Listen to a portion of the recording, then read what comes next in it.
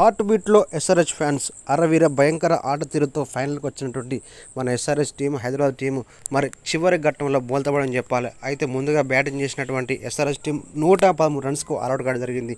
ఇక star bowler KKR bowler అయినటువంటి స్టార్కు ఒక్కసారిగా మరి ప్రధాన బ్యాటర్ అయినటువంటి హెడ్ అదేవిధంగా మన అభిషేక్ శర్మ వికెట్లు తీయడంతో మరి పతనం కొనసాగిందని చెప్పి చెప్తున్నారు ఫ్యాన్స్. ఇక అదే కాకుండా ముందుగా బ్యాటింగ్ చేసినటువంటి ఎస్ఆర్హెచ్ ఫ్యాన్స్ మరి ఏమాత్రం కూడా కనీసం పోరాట పడి చూడకుండా ఆడని చెప్పి తీవ్రంగా మరి దుమ్మెత్తిపోస్తున్నారు.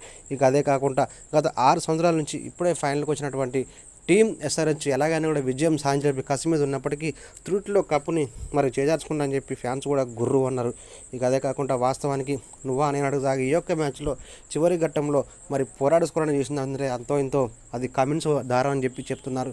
ఇక అదే కాకుండా ఈ మ్యాచ్లో దారుణంగా విఫలమైనటువంటి అబ్దుల్ సమాన్ తీసుకోవడమే ఇంపాక్ట్ ప్లేయర్గా ఫిలిప్స్ని పెట్టుకొని ఎందుకు తీసుకుంటారు ఎవరికి అర్థం కాలేని పరిస్థితి అని చెప్పి అసలు టీం మేనేజ్మెంట్ చివరి మంచి మ్యాచ్లో ఫైనల్ మ్యాచ్లో ఏం ఆలోచించని చెప్పి చెప్తున్నారు. ఇక అదే కాకుండా మరి డ్యూ ఉన్న నేపథ్యంలోనే మరి ముందుగా టాస్ విజయం సాధించినటువంటి కమిన్స్ బౌలింగ్ తీసుకుంటే బాగుండని చెప్పి అనవసరంగా బ్యాటింగ్ తీసుకొని టీము మరి ఓటమికి మరి తన ప్రధాన కారణం చెప్తున్నారు. ఇక బౌలింగ్లో కూడా ఏమాత్రం ప్రభావం చూపినటువంటి ఎస్ఆర్హెచ్ బౌలర్స్ అయితే దారుణంగా మరి పర్లిచారని చెప్పి కేవలం తక్కువ ఓవర్లకే మరి విజయం సాధించారు కేకేఆర్. ఇక అదే కాకుండా ఈ యొక్క మ్యాచ్లో మరి బ్యాటింగ్తో అదరగొట్టినటువంటి వెంకటేష్ అయ్యర్ కీలకమైన మ్యాచ్లో ఆడి తప్పకుండా విజయం సాధించే దశలో కీలక పాత్ర పోషించి చెప్తున్నారు.